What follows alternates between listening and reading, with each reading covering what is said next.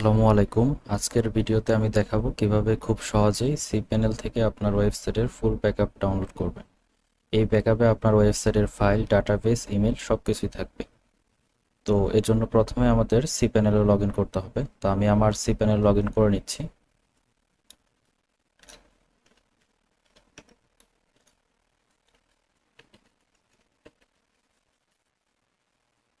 তো সাকসেসফুলি আমাদের cPanel এ login হয়ে গিয়েছে।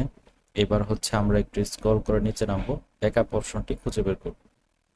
তো ফাইলস অপশন থেকে আমাদের এই ব্যাকআপ অপশনটি দেখা যাচ্ছে, এখানে আমরা ব্যাকআপে ক্লিক করব।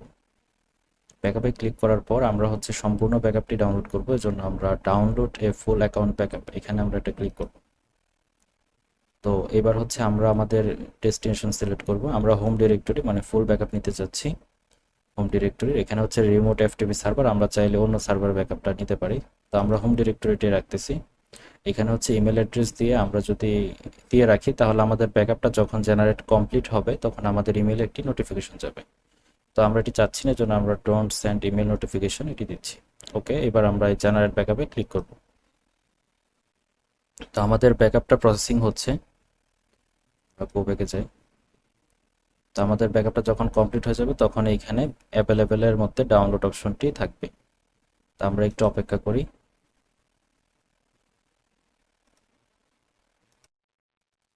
তো আমাদের ব্যাকআপটি অ্যাভেলেবেল হয়ে গিয়েছে। এবার আমরা এখানে যদি একটা ক্লিক করি তাহলে এটি ডাউনলোড হয়ে যাবে।